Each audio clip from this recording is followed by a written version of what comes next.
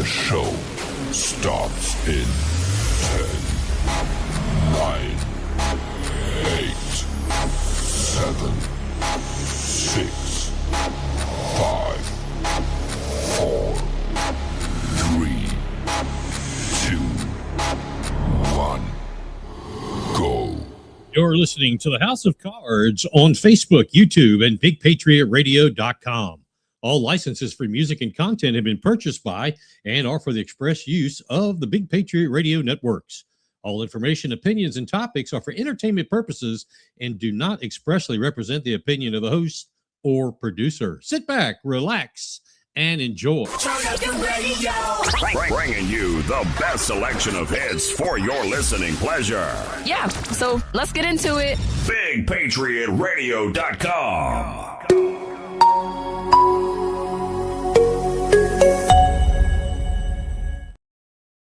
Hey, good evening. Welcome, everybody. It is Thursday night here in America. Welcome, everybody, to our show. Get a couple things set up here. Hey, before I get sidetracked or whatever, if for some reason we go offline, it's because I'm trying something new. Just let me redo it and click back and we'll just take off. It may not happen, but I want you to know about it. Anyway, January is gone and we are in February 5th right now. And I am Mike Covert, your host for tonight. And we're coming to you live from the Big Patriot Studios, the Big Patriot Radio Studios here in the great state of South Carolina. Welcome to everybody watching on Facebook, YouTube, and to those around the world listening in on BigPatriotRadio.com.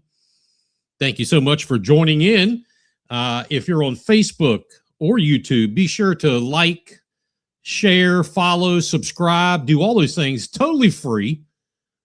Go ahead and share this page now with all your network of friends. While you're at it, go ahead and click up there. You see that QR code. Get that on, take your smartphone or your tablet, take a picture of that. That'll put a link on your phone, an app, if you will, to BigPatriotRadio.com. When you want to listen to the radio, just push on the little symbol there. It's what we call Uncle Mike with the Uncle Sam hat on. Push that, you'll go right into the live stream of Big Patriot Radio. That's on that QR code, so be sure to do that. Also, I'm not sure why this isn't up there, but something new that we've done. If you're interested, check this place out. Go to buymeacoffee.com/Big Patriot Radio. That's buymeacoffee.com/Big Patriot Radio. Everything that rocks is right here. Right here. Let's rock. With Big Patriot Radio. That's what I'm talking about. All right, lots of stuff happening tonight, including a visit by Congressional District CD1 candidate Alex Pelbath. Alex Pelbath's going to be coming by here, going to come on the show live. We'll talk to him and see what's going on with his campaign. He's got a great story. I'm looking forward to everybody seeing and hearing Alex, his story and a little bit about him. First of all, I do want to remind everyone about the murder mystery dinner that the folks at Fresh Start Healing Heart, freshstarthealingheart.org.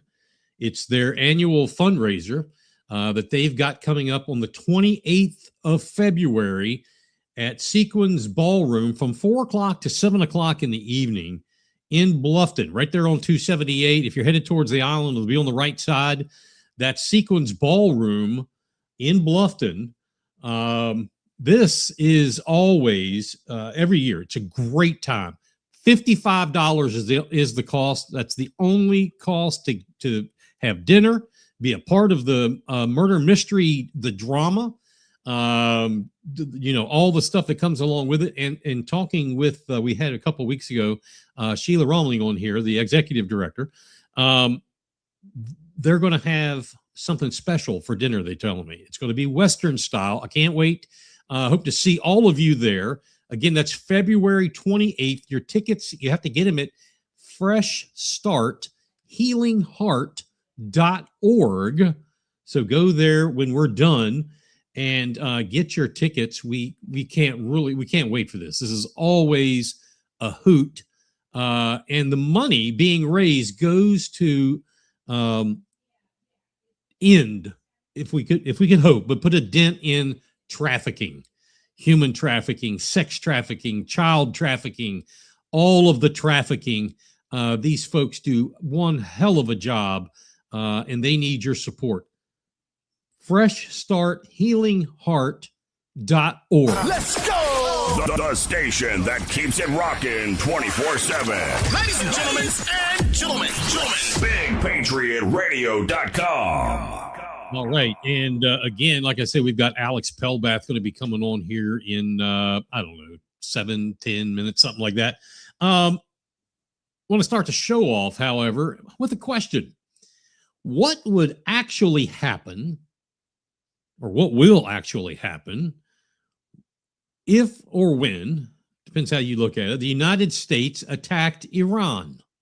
Now, here in the studio, we have on one of the TVs, I am actually watching live some flight radar around the world, some cameras from Iran that's OSINT intelligence, and there is some activity over there right now. But what do you think would happen? Not hypotheticals for some think tank and not a cable news debate. This is a real strategic question that is being weighed right now in Washington, in Tehran, across the Middle East. A lot of people are asking that question, and I want to ask that to you. There wouldn't be one outcome. There wouldn't be one war plan. There would be, in my opinion, scenarios, each with risks, reaction, and consequences that extend, quite frankly, far beyond Iran itself. I want to walk you through those scenarios clearly, calmly, without the hype, without the, here's my agenda. But I have it divided up. When I started thinking about this, I've got it divided up into segments. The first is the strategic backdrop. So before we talk about military action, you need to have context. The U.S. and Iran are locked in a long-running confrontation. Nuclear concerns, missile development, proxy warfare, cyber operations, and regional influence. Diplomacy does exist, but it's very fragile. Every day it seems like one is walking out of the room, the talks that are going on. I don't think they're going to last at all, period. Military forces are forward positioned. We've been seeing that for months. I can tell you right now, there's a bunch of C5 galaxies over in that area. Somebody's coming in there, or there's some heavy lifts going on. Red lines, those are basically ambiguous. And now this is not a Cold War standoff with clean rules of engagement and all of that. It's a pressure system, crowded, layered, and extremely volatile. So what happens if that pressure breaks or bursts? Well, first scenario is the limited strike. The most likely scenario talked about by analysts is this limited precision strike. This would not be an invasion, no mass troop deployments, no occupation. Instead, targeted air and naval strikes against specific military or nuclear-related sites, cyber operations to disrupt air defenses and command networks, possibly coordination with regional allies. Now, the goal would be very narrow in this: degrade capabilities, send a deterrent signal, and avoid the escalation. But here's a problem with that. The problem is there's no such thing as a contained strike once the first weapon is used. There is no containment. Iran would almost certainly, matter of fact, I'd probably put money on that, and I'm not a bettor, they would almost certainly respond. If not directly and immediately, then indirectly. Missiles, drones, proxy attacks against the U.S. and the forces and allies across the region, or all at once. A limited strike limits intentions, but not reactions. The second scenario, Iran endures. They would absorb the attack. I don't think this is going to happen. The regime could survive. The Revolutionary Guard, the IRGC, remains intact. State control holds, but behavior changes, at least temporarily. Iran might slow nuclear activity, recalibrate proxy operations with Hamas and Hezbollah, or re-enter negotiations from a weakened position. The outcome is often described in this scenario as the ideal use of force. Again, I don't think this is remotely going to happen, but history complicates and supports my saying that. History supports the assumption Iran has endured decades and decades and decades of sanctions, covert action, sounds funny me saying that, and military pressure without fundamental capitulation. Temporary restraint does not equal long-term compliance, especially when you're dealing with the Iranians. That is altogether important. Raises a hard question. If force doesn't permanently change behavior, what comes next? Don't forget, we'd like to hear from you. Get in your chat room right now and send us messages, send us questions. What do you want to know? What do you want to ask? What do you say? Let us know in the chat room. The next scenario would be internal destabilization. Now, we're walking through a sequential hypothetical. Another possibility is this internal destabilization. A significant strike could weaken the state of Iran without total collapse, triggering internal power struggles among religious sects of the Muslim religion, the Ba'ath Party, Shia, Sunni, etc. Elite fractures or mass unrest, the people finally having enough, and we've seen that. This, however, would be one of the most dangerous outcomes because a fractured Iran wouldn't automatically become a friendlier Iran. I mean, that's what the goal would be, is a friendlier Iran. Pope Alstini chiming in, stay out of foreign conflicts. A fractured Iran wouldn't automatically become a friendlier Iran. It could become unpredictable with rival factions, unsecured weapons, and escalating internal violence. History offers us some warnings here, and they're warnings in the name of Libya, Iraq, and Syria.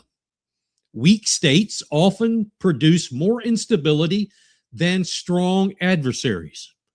To the person that just sent us that comment, I agree. We need to stay out of foreign conflicts. This one, I have some one of those, but because there's a problem here, and this has to be addressed for nothing else but our livelihood on this continent. Anyway, I appreciate you. Next scenario is retaliation. No matter how restrained U.S. action might be, retaliation is almost guaranteed. Again, it would be almost imminent, in my opinion, and it may not come from Iranian soil. Iran's strategy relies on depth, proxy forces, regional partners, asymmetric capabilities. Retaliation could include missile strikes on U.S. bases, which they've threatened, drone attacks on allies, which they've threatened, maritime harassment in the Strait of Hormuz, one of the world's critical energy choke points. And not only have they threatened that, we're starting to see that. This is where escalation becomes the hardest to control. Each response demands a counter response. Each strike raises political and military pressure. After you have all that, the question isn't whether to escalate, but how far do you push that needle? How far do you push that needle? Next, In the worst case scenario, the conflict widens. This is what we don't want. The conflict could widen. Israel becomes directly involved, which they almost certainly will from the minute the pistol shot. Gulf states are pulled in. We don't want them. We don't want that. They don't want that. Regional proxy wars intensify simultaneously. Things that we don't talk about on a daily basis that are happening over there because that is their way of life for millennia now. And we see that in the Bible. Those proxy wars, regional wars will intensify simultaneously. What began as a targeted action, one of the previous that I just talked about, action turns into a multi-front confrontation. This is a no good, no win-win at all. Oil markets will react instantly. Global prices of crude will spike. Supply chains are going to get choked. And international alliances fracture under the extreme pressure. This is the scenario military planners fear the most, in my opinion, not because it's inevitable, but because once it starts, it's hard to stop. That's where you don't want to go when you can't stop. Global consequences. The U.S. attack on Iran would not stay confined to the Middle East. Energy markets going to feel it immediately. Global trade routes will going to be disrupted. Major powers would reposition diplomatically or militarily. Think of Russia and China for the most part of our adversaries. At home, Americans would feel the costs, economic, strategic, and potentially human.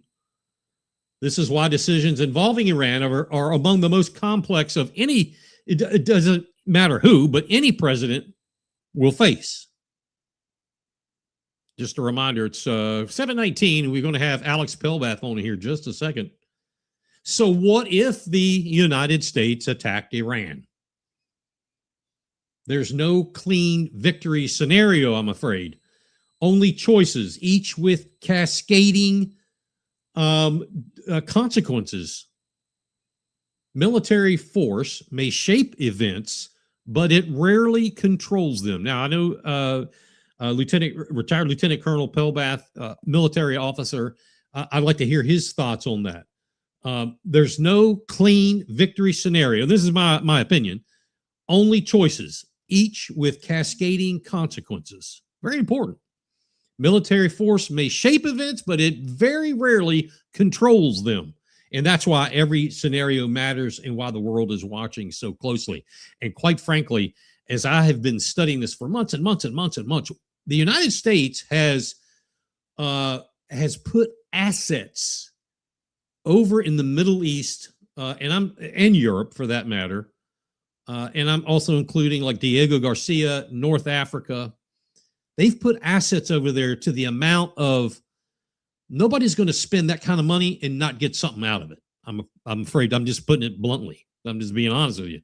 The number of people that are over there, the amount of assets that are over there, the amount of money that's been spent. We see foreign adversaries starting to get ramped up about this. We know what is coming. This is my opinion. We know what is coming. It's not a matter of if. It's not a matter of if it's going to happen, but when is it going to happen? Your Rock Authority. Patriot Radio. I wouldn't tell anybody about this. All right, our guest is back there in the green room. Real quick, we've got a comment. Let's see here. Pope Austini, letting it unfold better in the long run. Nature take its course, not worth risking American young people, in my opinion. Totally respect that. The current situation is a direct result of previous overaction by the West in the region. There you go. Good. Thank you for your comments. Appreciate you putting those on here. All right. Do you all remember the horrible withdrawal from Afghanistan that the United States went through? I don't know how many years ago it is now. I can't believe we're in 2025. And I thought I was like, getting old in 2000, and now it's 25 years past. I don't know. It's hard to wrap your hands around it. we leave Afghanistan, and it was horrible. I mean, how many millions or billions of dollars of stuff did we leave over there? Well, our guest tonight, oh, matter of fact, remember the scenes? We still see it on the news sometimes. The scenes we all saw on television of that enormous, big, beautiful plane, the Galaxy. I believe that's a C-5, coming down the runway, and there were Afghanis hanging on it, trying to climb up in the wheel wells. I mean, that U.S. Air Force Galaxy was hauling the mail to get out of what I refer to as a shit box. Well, the very last flight, the very last one out of Afghanistan, the pilot was our next guest. Please join me in welcoming candidate for Congressional District 1, retired Lieutenant Colonel Mr. Alex Pelbath. Alex, how are you, sir? I'm well. Thank you for having me. It is a pleasure. It is a pleasure to have you. I know you are just a little bit, I'm going to let you introduce yourself, but I know, I hope I said that right, that you were the last pilot. Now, I don't know if you were a pilot of a Galaxy, but I'm sure you saw that picture of all the Afghanis hanging out of the wheel wells. I mean, was that you, flying that? No, those were two younger guys. So yeah, I think what people forget about that operation was that scene that everybody saw was the first day. That's what kicked off the evacuation. We had 17 days of that chaos, and sadly, it really got worse. It got worse than that. And just one small correction is a C-17. We're the C-17. Yeah, we're the Glow Master. So we don't nobody calls it the Glow Master, but it was a C-17, and it was the C-17 Force that got it done out there. So now, what was? I want to talk to you obviously about your run for office, but what were you the pilot? Were you the co-pilot or an engineer? What was your duties? Yeah, so at the time, I was leading the C-17 Special Operations Division. So for the folks watching who don't realize this, Charleston is home to the largest C-17 base in the world and the only C-17 Special Operations Unit in the world. And that Special Ops Unit is part of what we call the nation's immediate response force. So we sit on 1 hour alert. Right now we have crews sitting on 1 hour alert waiting for the phone to ring. And when that phone rings, you got to be airborne in 1 hour to go to respond literally anywhere on the planet. That's what happened to us in Afghanistan. We responded. We went over there. We were on the ground before the airfield was overrun. Mm-hmm. And then we stayed, special ops first in, last out. And then I was the air mission commander for the final mission at the very end, and I flew the last aircraft out. Wow. So you got to see, I guess, from a distance, Abbey Gate, all of that in the periphery, I'm assuming. Yeah, Abbey Gate, August 26th. I mentioned it got worse after the first day. That's always what's in the forefront of my mind is on August 26th. Losing 13 service members that day. And I'll never forget seeing the smoke rise and the silence that we all shared. And I mean, clearly the low point of that entire chaotic ordeal. And in my opinion, I mean, totally preventable. This is the consequence of career politicians making decisions based on politics and not leadership and not what's best for America. That's right. That's right. Did you, one last thing about being there, I don't know how many times you flew in and out of Afghanistan, but did you ever find yourself sitting there in the cockpit? I know I thought of this when I was in North Africa, sitting there in the cockpit thinking, what in the hell am I doing or are we doing in this shithole place that they call Afghanistan? Did you ever have a heart-to-heart with yourself saying, why are we doing this? Yeah, well, I would say not just then either. My entire career, I went to the United States Air Force Academy. I graduated in 2001.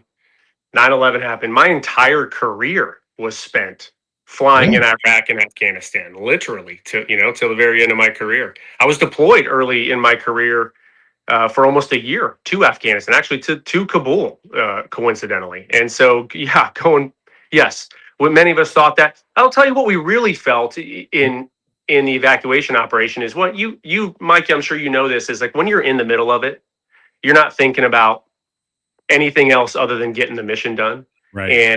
And right, the immediate dangers and your immediate mission that you're trying to accomplish right there. Our team flew in and out of Afghanistan multiple times. So it's easy to keep your head in the game and not think strategically when you're stuck in it. Now, when did you retire from the military? I retired in 2023, so just over 2 years ago now. Let me first say to you and the brothers and sisters that served with you, your flight crew, all of that. Thank you for your service. We can't ever repay you. We can't repay it. A lot of people don't know that, but it is unpayable, and we thank you from the bottom of our hearts. Well, I appreciate it. Moving forward, so you retire from the Air Force. What happened to make you say, I think I'd like to run for Congress and get in the middle of an even nastier fight? They don't have guns, but they've got, lies and their sphincters are loose and their brains are unglued. What made you think to do that? Well, that for those very reasons right there. I am, when it really comes down to it for me, it's just a continuation of my service. I think that America needs great Americans, great patriots still serving. And so it is, my family believes in service. We Air Force core value of service for self. We believe that, and we try to live that the best that we possibly can. That's part of it, but also was part of what I experienced in Afghanistan. So look, I had a moment out there. Mm-hmm. It was the sort of the middle of the operation, and it's when things really aren't going well for America. And the Taliban, we started talking about extending the end date, which, by the way, would have helped significantly. Two things I learned. Right, one, don't tell the bad guys your plans, and don't put an end date on a military operation. We did both those things. So we're after one of our missions, we happen to see on the news the Taliban commander came on the news, and he gave America an ultimatum on the end date. He said America will be gone by August 31st. And we watched that, and I'll be honest, that kind of pissed us off a little bit, right? Since when does a terrorist tell the United States of America what to do? We better see the president on TV tomorrow. Yeah. Well, Biden did come on TV the next day, and instead of rebuking the Taliban, he agreed with them. Yeah. And so that told us that things were going to get worse before they get better. And right after that was when we lost 13 service members. And so that stuck with me, that like, hey, that leadership matters to our country, and to feel it very personally, the devastating consequences of that poor leadership stuck with me forever. But then, Mike, I'll tell you something else. What really clinched it for me to get into this race is and be willing to serve America is that Afghanistan was terrible. Right. I think what America is facing today from the left is so much more dangerous. I think there is still a war going on for this country, and just what I learned about myself is I wasn't made to sit on the sidelines for it. Right.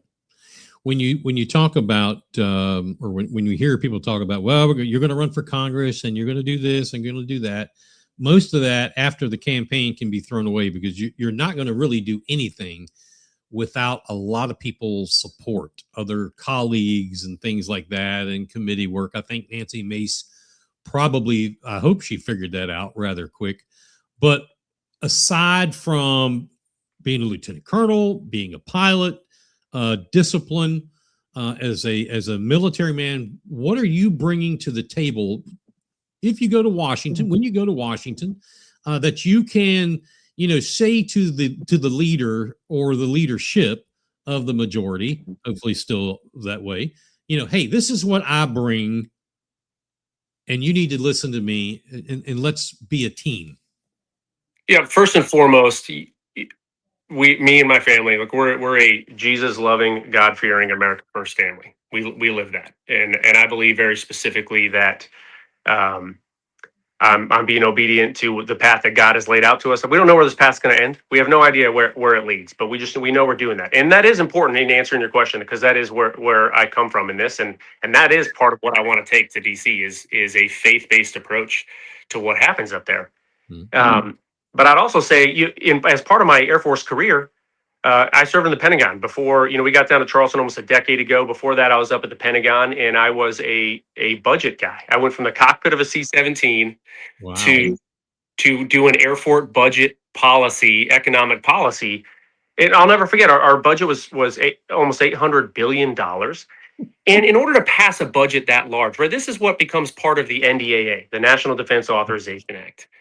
Well, you have to be socializing this with Congress the entire time. You have to be socializing with the White House to pass a budget that large. Otherwise, it just gets stuck in an endless loop of critiques. Right. So that experience of understanding how to get budget policy accomplished. And then after I worked there, I moved literally to the highest level in the Pentagon. I worked for the chairman of the Joint Chiefs of Staff as part of his strategic engagements team, working on national defense policy. So that's what I would say I bring to the fight. As much as the leadership that I learned as a commander, it is an extensive policy expertise. And then the last point I would make is, you know what the job of special ops is, Mike? You probably know this. It's get the job done. Go figure out how to get the job done. Here's a disaster. Here's a mess. Go figure it out. Build a team and go get the mission done. That is what I'll bring to the fight. Wow, it's good to hear. That's good to hear. You, a part of there's a lot of good things in campaigning for Congress, and there are some things that are less fun. One of those is fundraising. How, not talking exact dollars, but how has that been? And do you have a team behind you to help get to where that needs to be? Yeah, absolutely. And it is, look, I've never been a politician. I never planned to be a politician. I have no background in this. I have no experience in it. What I do have experience in is the things I just mentioned, is building teams and leadership. And that has been very, very effective in what we've been trying to do. And so, and it's been recognized by a few organizations as well. There's, one of the things I'm most proud of is I've been endorsed by Major General Jim Livingston, who is a Marine Medal of Honor recipient, lives here in the Low Country.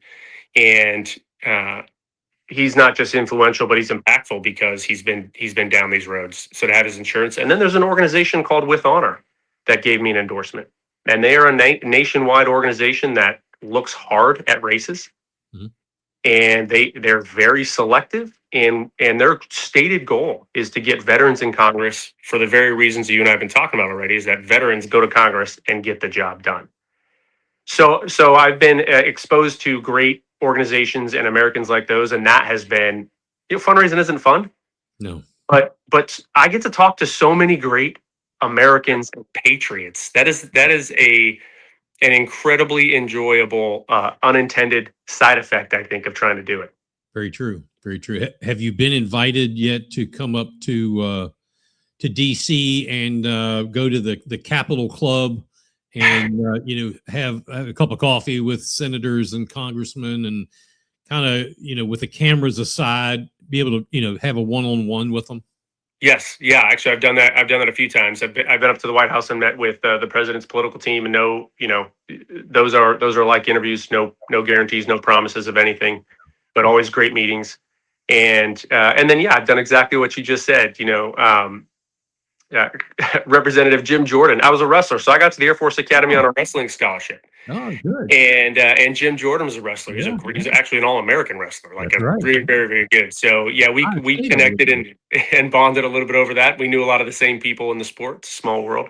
Yeah. And then there's a few other folks who I look up to, who wore the uniform, who are doing it right in DC, and so having the opportunity to talk to them as well.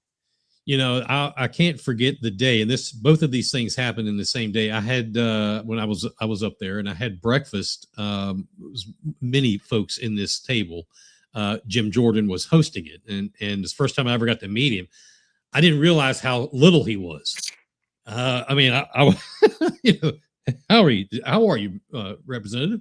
but a great guy. And we got to talk a little about wrestling. And but in the basement, I don't know if you got to go to the basement of the Capitol Club.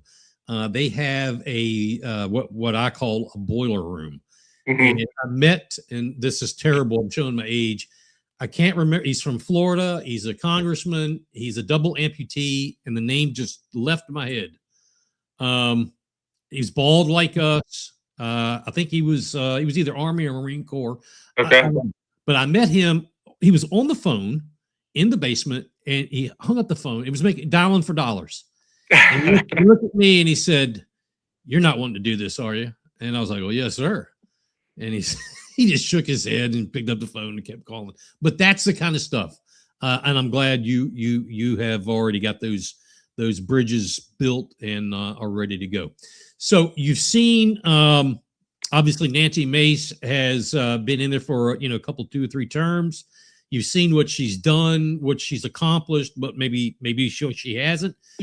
Are you going to pick up where she left off, or does Alex Pelbath have some things he wants to do, maybe just a little, or get done a little bit differently? Yeah, what I think we need to do is keep fighting the battles. Representative Mace, I think she fights. She's a fighter, and she fought a lot of battles that we all very much agree with, and so I think part of that is continuing to hold the line against the left. I believe very strongly that there's a group of people in government right now who, on the Democrat side, who don't want the best for America. Right? When Mom Donnie got pushed by the left, when he started getting endorsed by Hakeem Jeffries and Barack Obama, look, that is a message to us on the right. And what they're saying with that is, hey, this isn't a guy we like. This is the future of the Democrat Party. This is the future we want for America. And so going there to hold the line and protect the conservative values that all of us here in the Low Country grew up with and believes wholeheartedly in, which are also the conservative values upon which this country was founded. Fight that battle, hold the line against the left, from socialist economic policies to the wokeness, and especially right now continuing to be tough on borders and a strict immigration policy. And then I believe that there's been some things in the Low Country that have been neglected.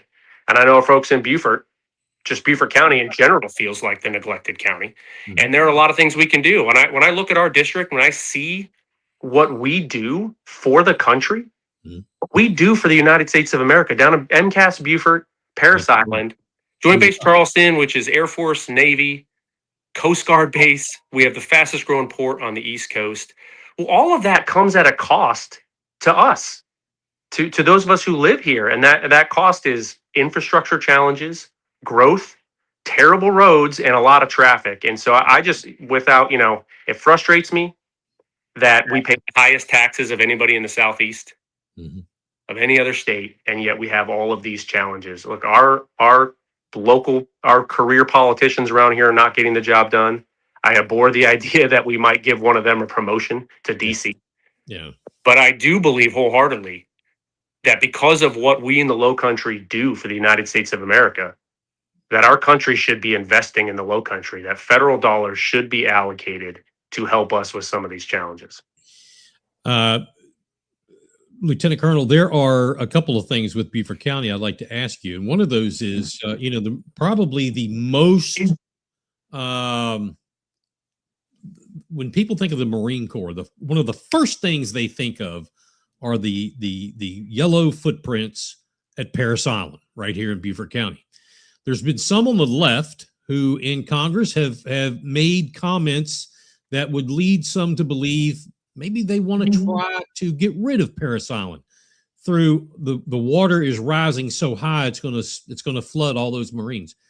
Can you make I know this is really not fair to say this, but I'm going to phrase it this way. Can you promise the folks in Beaufort County that you will fight for not only Parris Island, but also Marine Corps Air Station Beaufort, the U.S. Naval Hospital, and the second part of this question, there has been talk of a possible Coast Guard training facility at the old, or where the Naval Hospital is. Will you also fight for that? Yeah, unequivocally, yes. As affirmatively as I can possibly state, fighting for our military base, fighting specifically for Parris Island, absolutely not. And not just like fight to keep it there, but but to fight to continue to fund it at a level that I think it needs to be funded. And to me, that doesn't just mean our military bases. That means the surrounding communities who support our military bases. I mean, Beaufort County is home to the greatest patriots around. And even folks down there who haven't served have a heart for the military. Well, all of this, there is, like I said before, there is a cost that we're all bearing because of that. So no, not only just protecting our bases, but continuing to invest in a way that I think is appropriate for what we are doing for the nation. Let me ask you this, and you bring up a good point as far as the military and the non-military, how closely they intertwine, and a lot of that is through infrastructure, costs of housing. I mean, the list just goes on and on. Mm-hmm. You think if you've ever listened to this show, I am very critical, and I hold local officials to accountability, and when they don't do it, I call them out. Well, we have at least in this county, we have a problem with infrastructure, and it's not been funded because it goes years back. Okay, there's a funding problem for growth, and they're not going to be able to catch up. When it comes to the military, is that something that you think that the federal government may be able, because we have so many resources for bases, that they could become a partner with localities for fixing infrastructure? Yeah, I think we need to be careful there. Absolutely. The short answer to that is yes. That is what I believe. The example I'll give, just talk about the port for a second. What good is having this amazing port here in the Low Country if we can't get anything to and from the port? Mm-hmm. Yeah, if we're providing this great resource for our country, then that should be built out. The way we plan military operations is we don't start at 30,000 feet and then work our way to the target. You go backwards. You start at the target. What are we trying to accomplish here? What is the mission of this base? And then you take a step back. What do we need to support it? And you keep on going until that entire operation is funded. So yes, here's what I don't want to see. I don't want to see the federal government telling the Low Country how to do our jobs, how to do what we know is best down here. So what I would love to see is federal dollars allocated, and then we get to decide how that money is spent. Now, I got to give a caveat to this too, because like you, I'm very frustrated with our local politicians. We don't have a funding problem. One of my biggest takeaway from being a budget policy guy, you want to know what somebody's priorities are? Look where they spend their money. Yeah. We pay a lot of money to the state of South Carolina in the form of taxes, and it is just not a priority for them to solve these infrastructure problems. So yeah, I do want to see that. I want to see dollars specifically by law allocated to our infrastructure, and then we decide how best to handle it. Outstanding. My wife just reminded me, Brian Mast, that was his name, or that is his name. Yeah. Great American. Yeah, big time. And I apologize, Brian, for having a brain fart. About Beaufort County, we broke this story with the gentleman who was a solicitor in the 1st District up where you are, named David Pascoe. He's running for Attorney General. We broke a story several weeks ago. And matter of fact, the Dorchester County Republican Party picked up on it and has really tooted the horn of this.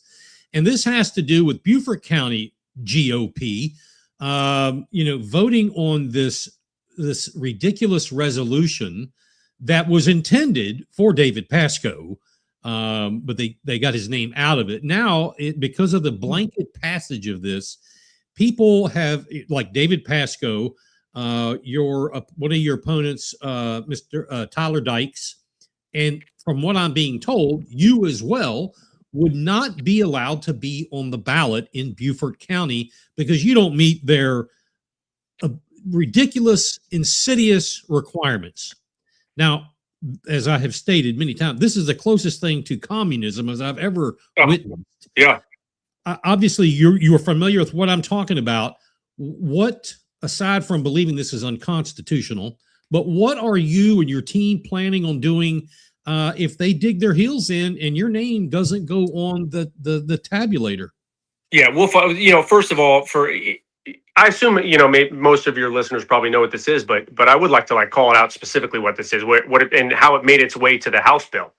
So what this was, everybody wanted closed primaries. I think the voters spoke. Everybody wanted closed primaries. But in a very typical establishment politician type power move, they attached something onto that bill at the State House that had nothing to do with closed primaries, hoping to jam it through right on the back of something we all wanted. So, and what that said, what they wanted to control who could be a candidate. They wanted to take that power out of the hands of the people, and the establishment politicians want to decide who could or could not be a candidate. And so, yeah, we came out very vocally against this. As a matter of fact, I received numerous calls from I would say, like, the establishment. And yeah, I know it was targeted at David Pasco. I would consider myself convenient collateral damage because, one of my opponent's name is on this bill, still on this bill. He still has not removed his name from this bill. Yeah. With massive conflict of interest. And here's what they keep telling me. Don't worry. We'll let you run.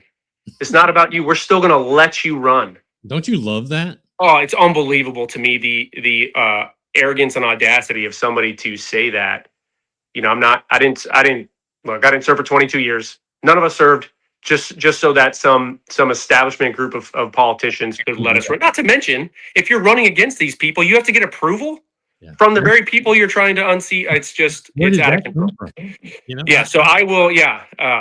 I will. You've got me fired up here, Mike. You got me fired up. That's good, brother. That's good. I posed this to, and I'll tell you that this was a ringlead between the state chair and Beaufort County, because the chairman of Beaufort County, Kevin Henley, and the state executive committee woman, Jodan Lee, are the bootlickers of the state party. They knew that having Beaufort County pass this resolution would be in the, as I was told by the chairman, the flagship of the state party. And sure enough, that's when 3643 came about, and somebody else brought up 3310, and this whole thing blew up. And I got a hold of CJ Westfall in Dorchester County and said, bro, tell me you aren't involved. He was like, hell no. It's a total slap. It's horrible to begin with for David Pasco or any Joe Blow, Jane Doe, or John America. But when you've got two gentlemen or ladies that served in the country, served our nation, and you have to get on your knees and say, please, may I have another kind of thing. Right. This is total. I mean, this is stupidity. Yeah, you got it. And I could tell from your emotion, you feel exactly the way so many of us feel. I mean, here's the good news. Yeah, I went up to Columbia. I came out publicly against it. And then went up to Columbia. We signed up to speak. We were there in plenty of time. I mean, I was there with everybody, right? It was a packed room. We're sitting in the room, and 50 or so, maybe 100 people got up to speak out against this bill.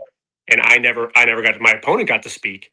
They never called my name to speak. And as far as I know, I'm the only person in that room signed up who didn't get to come out and speak out against this bill. Wow. So I'm grateful to everybody else who stood up and did it, who just recognized this for what it is, an unconstitutional power grab. And here, what I want the people to take away from this is this isn't just about those of us who are running. I mean, this is, if you're a young adult, if you're my next door neighbor who's a great patriot, he's lived here for 30 years, and he's an everyday American who doesn't always vote, and he just decides one day he's sick of it. And you know what? Instead of complaining, I'm going to get off my couch. I'm going to do something about it. I'm going to go run for office.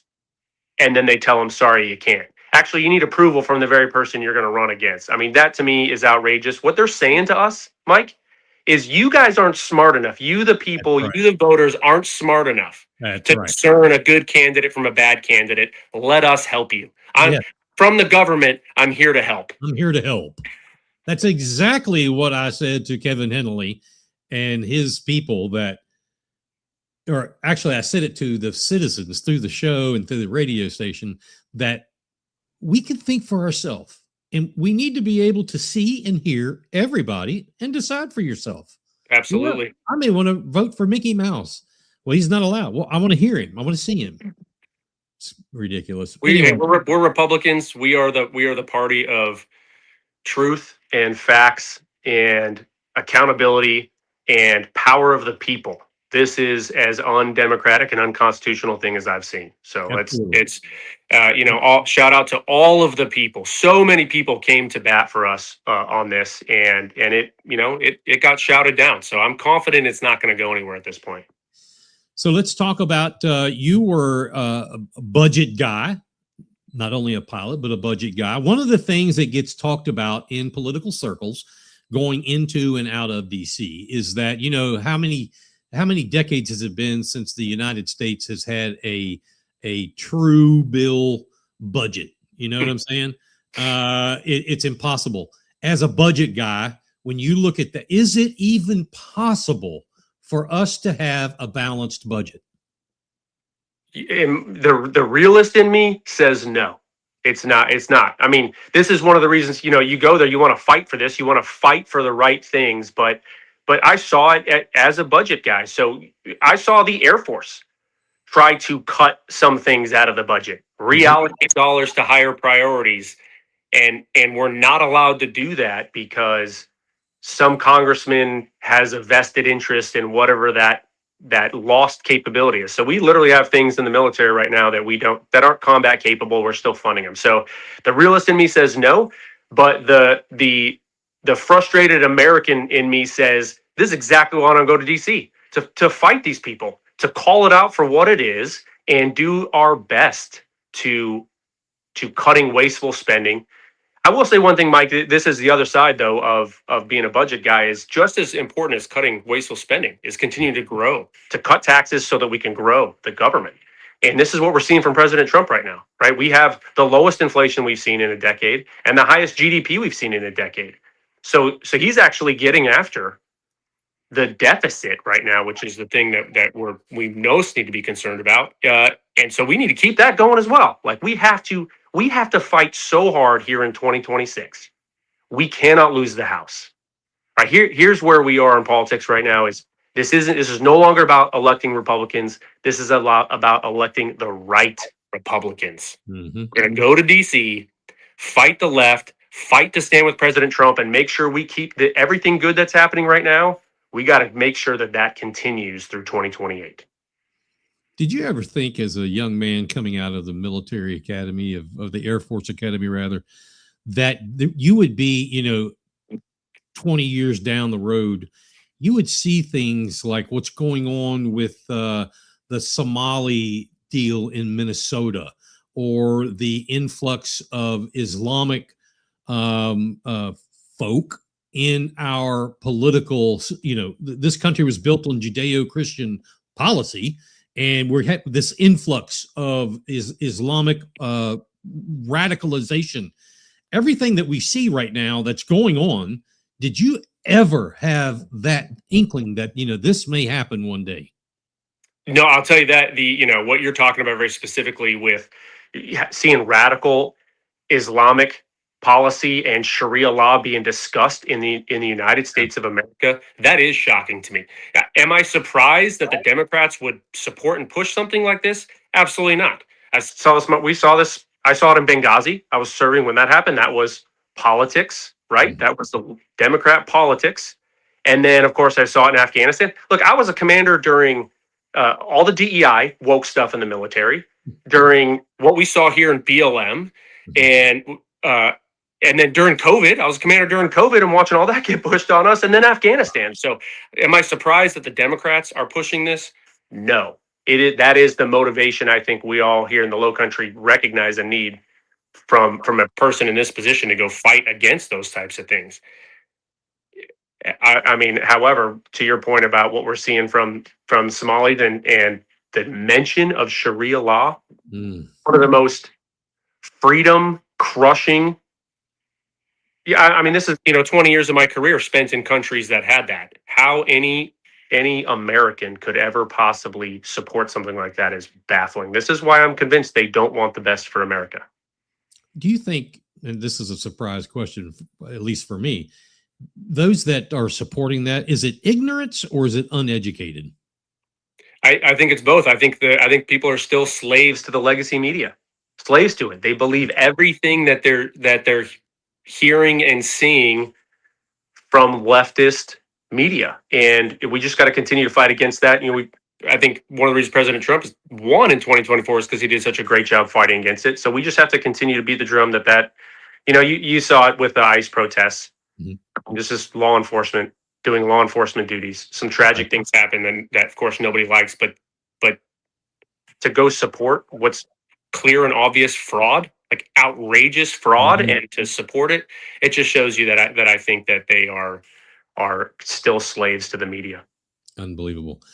We've come to the end of our segment. I'm going to turn the microphone over to you and give you the floor and tell everybody why they need to vote for Alex Pelbath in the June 9th, I believe it is, primary. You got it. It is June 9th. Yeah. First and foremost, we need to get people out to vote. We need to double down on the mandate that President Trump got in 2024. We need to send that clear message back to the rest of the country that we have not gone anywhere, that we still believe in all these things we believe in. We need to see the same type of vote turn out for Republicans in 2026.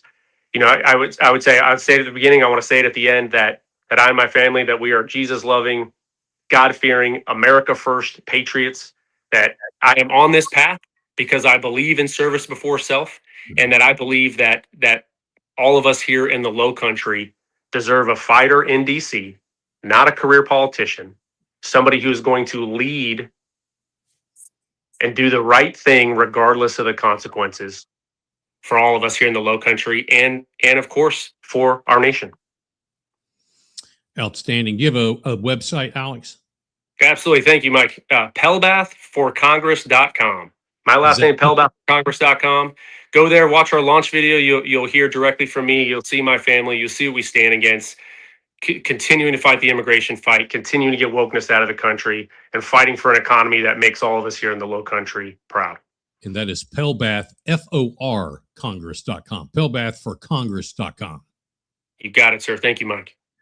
Sir, it was a pleasure having you on here. Yeah, you are always welcome. We want to have you back as we get closer, and always reach out to us here at Beaufort County's House of Cards and Big Patriot Radio. Appreciate it, Mike. I want to come see you in person, I hope, and I'll be in Beaufort on February 13th. Look at my social media. You'll find where we're going to be. Absolutely. Let's get together. All right, Mike. All right, folks. It is top of the hour. Bringing you the best selection of hits for your listening pleasure.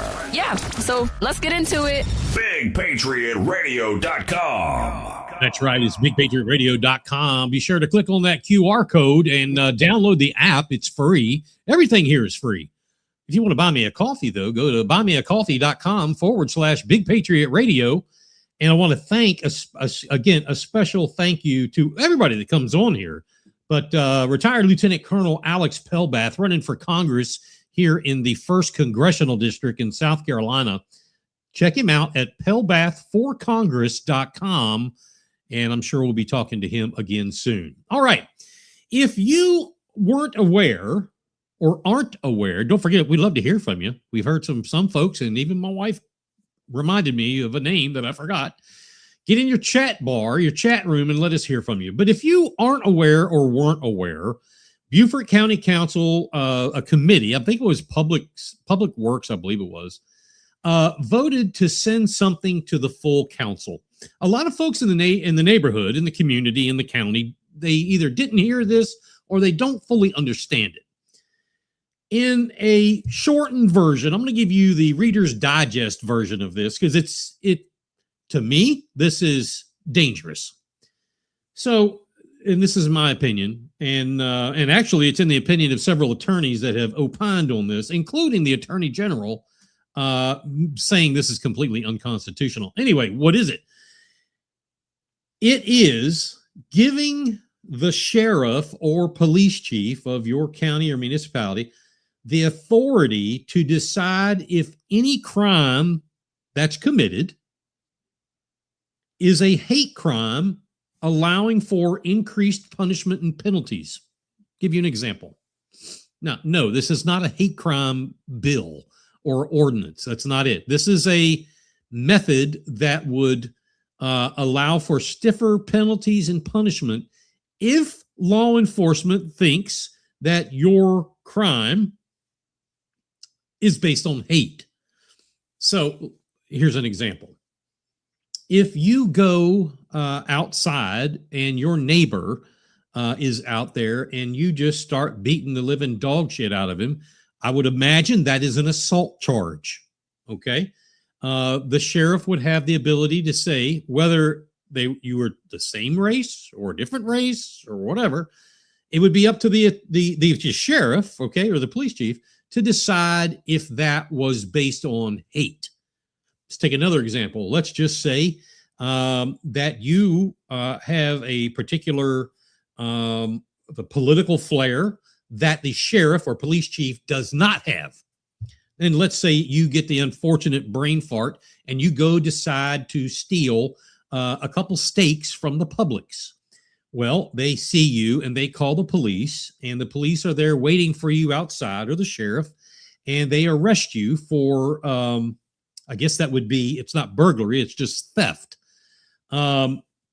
If this were to be the choice of the sheriff and he decided that what you did was because of hate, you could receive stiffer and harsher penalties and punishment.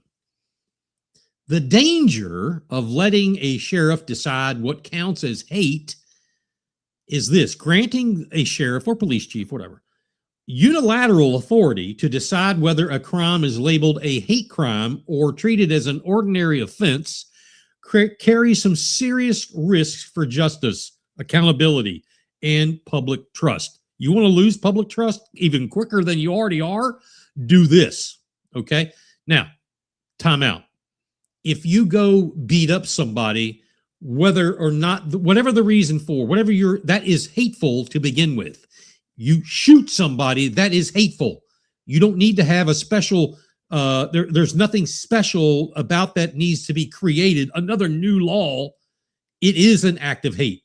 You know, if I go, that doesn't even need to be discussed. It's obvious. Hate crimes are not just symbolic labels that so many, especially on the left, are trying to come up with, these symbolic labels.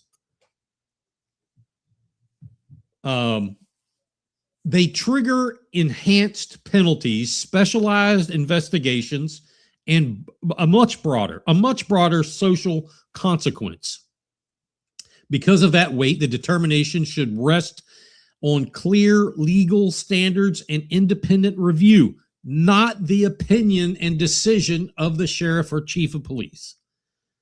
One major inconsistency is danger. One major danger, is inconsistency. See the parallel there?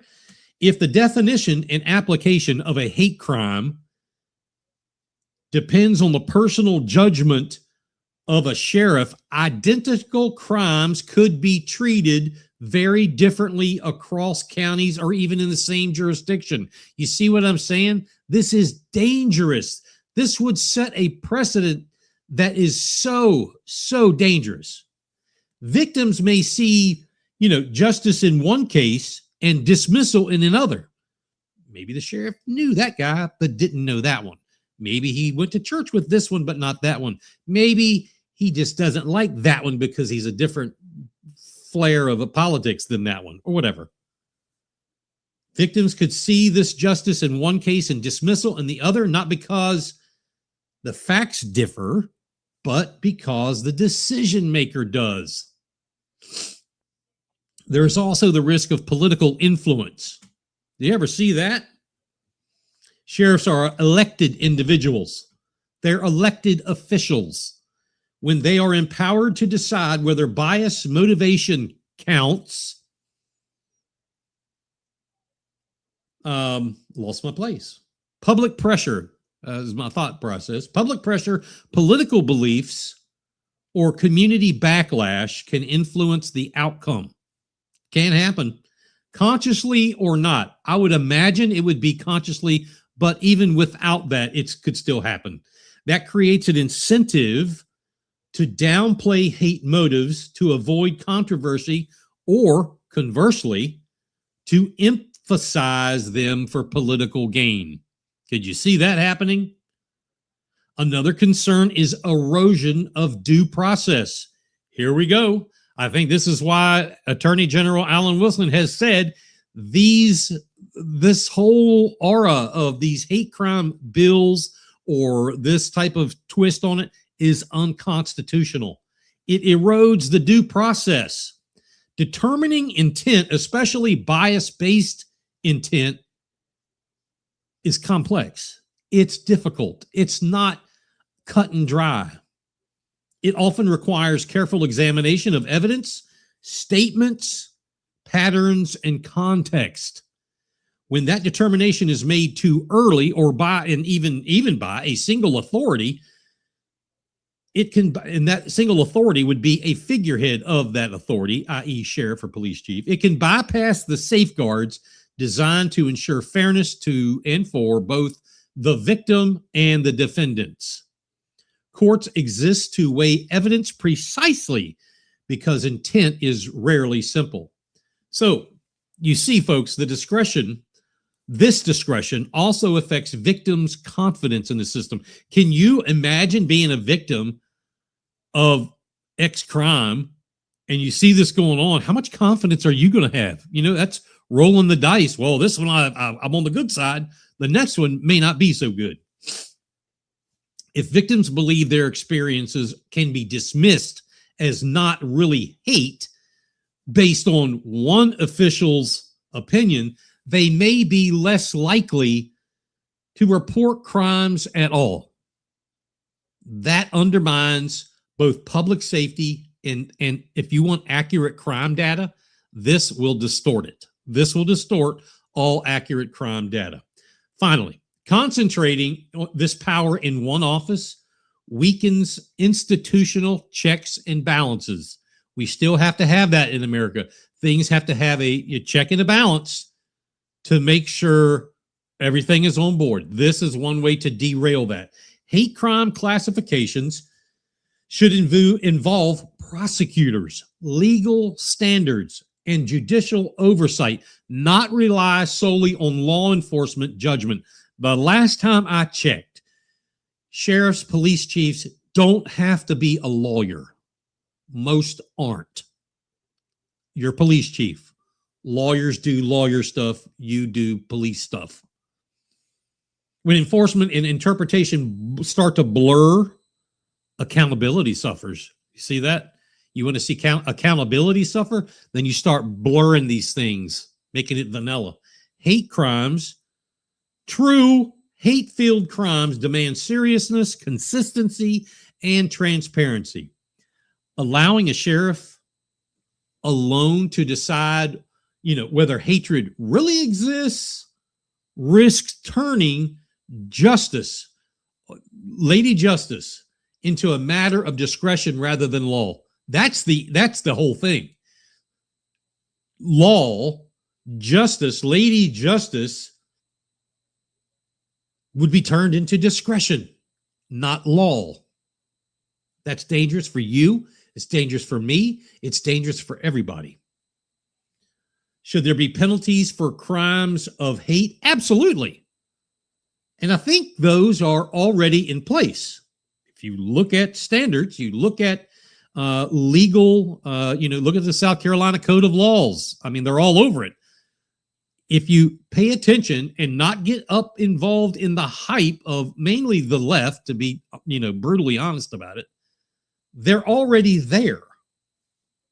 They're already there. Should the sheriff be allowed to make that decision, whether it's a hate crime or not? Never. Not ever. Not in the history of ever, never.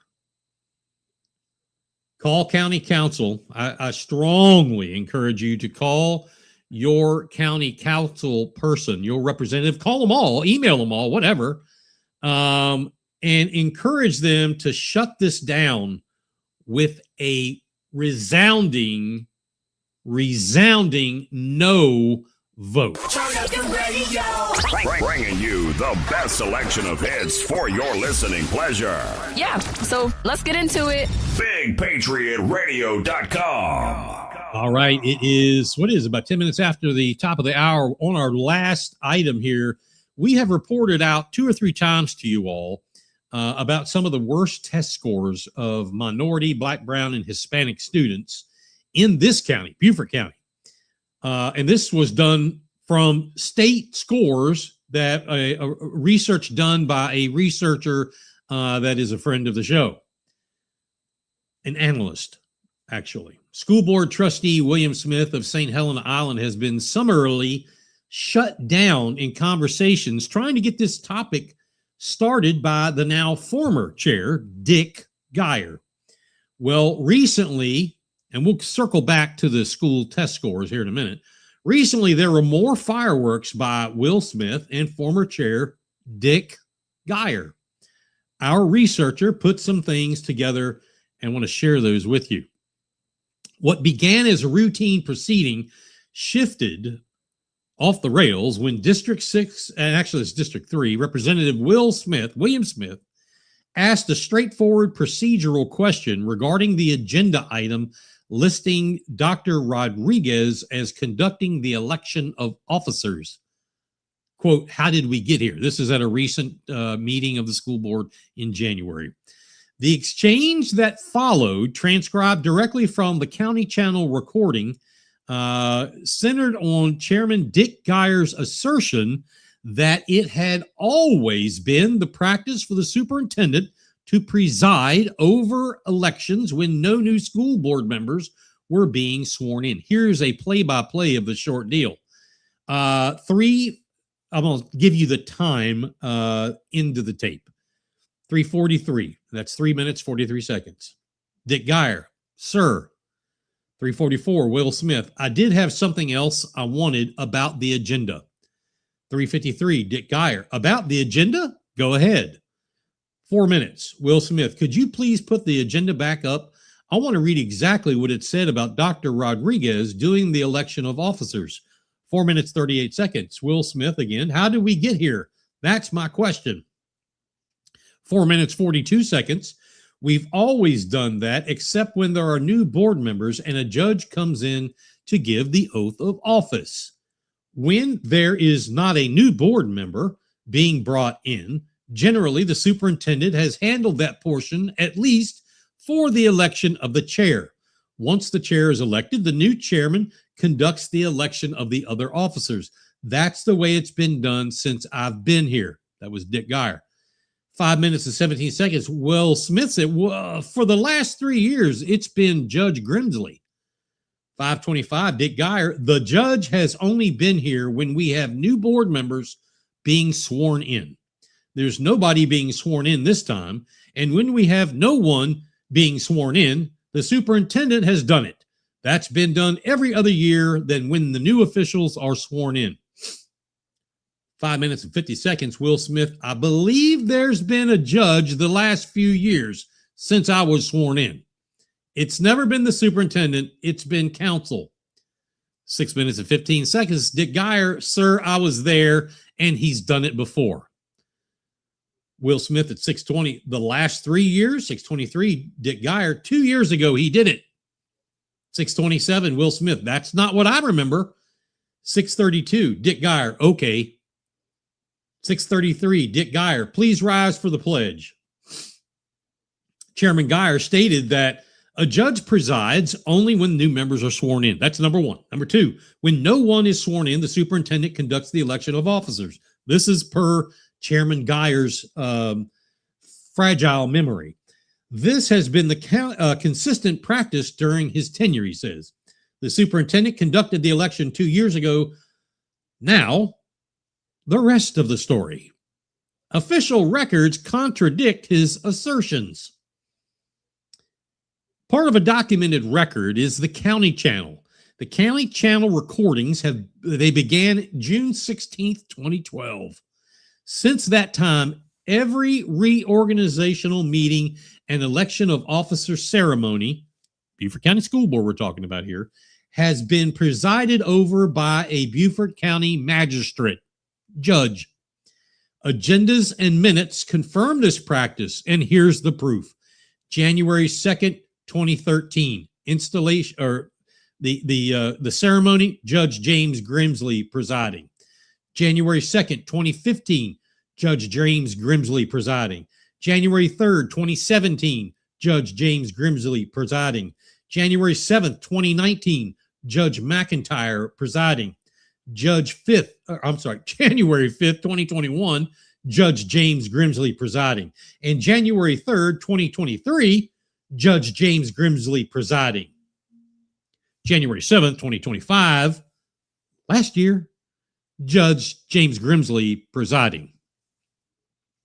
There were only two exceptions, ladies and gentlemen, both involving emergency swearing in ceremonies, not officer elections. And those were, just for the record, April 4th, 2017, Cynthia Gregory Smalls was sworn in by Drew Davis, general counsel, after someone resigned.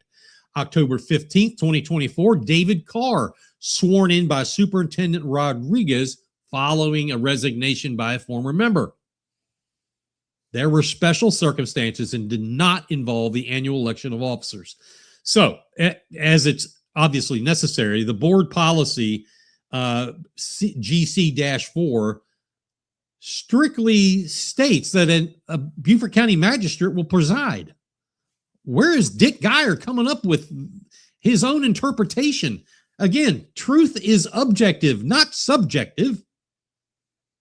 Unbelievable. Unbelievable. Everything in the School Board Association manuals talks about the distinction between governance and administration. You can look it up for yourself. It's all there in black and white. The larger question is that this is not merely a procedural issue. It's a matter of institutional integrity. Here we go again. Covert, you're bringing up integrity. It's a problem. It's a problem here. What should a reasonable and ethical public official do when documentation exists for everyone to verify? Acknowledge uncertainty, review the record, correct inaccurate statements. That's all you have to do. Public officials are entitled to their opinions, but not to their own facts. And those of you that are elected that are watching tonight, just remember, you are entitled to everything in your own little brain. If you swear that fresh grass is blue and not green, that is your opinion. But that's not the fact. The record is objective and accessible. Mistakes are forgivable. It's okay. We all make them. We will always all make them. They're forgivable when acknowledged. Credibility, however, is going to erode, and it does erode when inaccuracies persist despite clear evidence. We see that in the school board. We see that in county council. We now are seeing that in Beaufort City Council. Gosh, Beaufort County deserves governance grounded in transparency, policy compliance, and accountability. I want to thank the person, the research analyst individual who sent this for us to review, and his supplementation for tonight's show. Now, we reached out to our new chairman of the school board, Carlton Dallas, with an invite. This was done last week and through the week, with an invite to come on the show and let's talk about the Beaufort County School District's abysmal, go back to the beginning, the abysmal statistics of minority children in this county's test scores, and what are we going to do about it? Dick Geyer couldn't get anything done about it. Carlton Dallas, what are you going to do about it? Now, he hasn't returned texts or messages or anything as of yet. And hey, I'm going to offer every ounce of grace to the new chair, as I did with other chairs of political subdivisions. But we hope he learns from past mistakes of those that came before and does what the citizens deserve to be done, does what the teachers and staff deserve to be done, and most of all, most importantly, does what the students deserve to be done. How is that? How is that for just doing the right thing? We'll let you know how that goes. Don't forget, ladies and gentlemen, scan that QR code, get it on your phone. That's the app for Big Patriot Radio. We're going to be back next week at 7 p.m. Oh, I wanted to read one other comment. Beth, I've really been so impressed with him when I met him in Hilton Head and tonight. Outstanding. We want to hopefully have Beth on here. We'll talk more about that at a later time. But I want to share this with you. Don't forget, go to buymeacoffee.com/KidPatriotRadio. We're going to be back next week, 7 o'clock p.m. on Facebook, on YouTube, and simulcasting on BigPatriotRadio.com all around the world. We do have more incredible stories. We're trying to get Logan Cunningham to get on here. We're working on all kinds of stuff, so stay tuned. Please don't forget to like, share, follow, subscribe, and click the notification bell on all platforms. Our DMs are always open and everything is free. Remember to like and share the show. We've got more things coming up. Don't miss it until then. Be safe. Good night, everybody.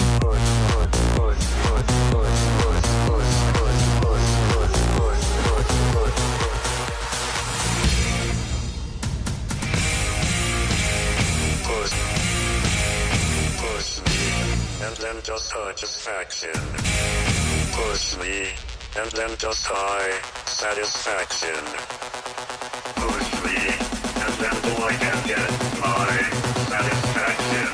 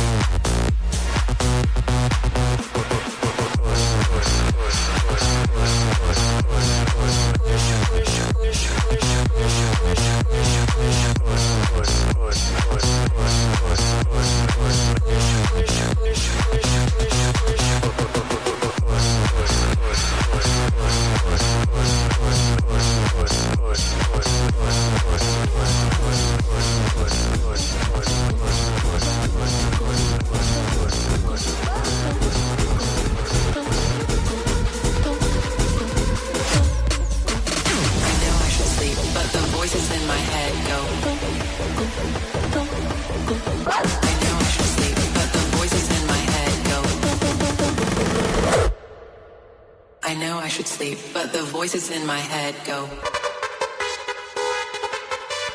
I know I should sleep, but the voices in my head go. I know I should sleep, but the voices in my head go. I know I should sleep, but the voices in my head go.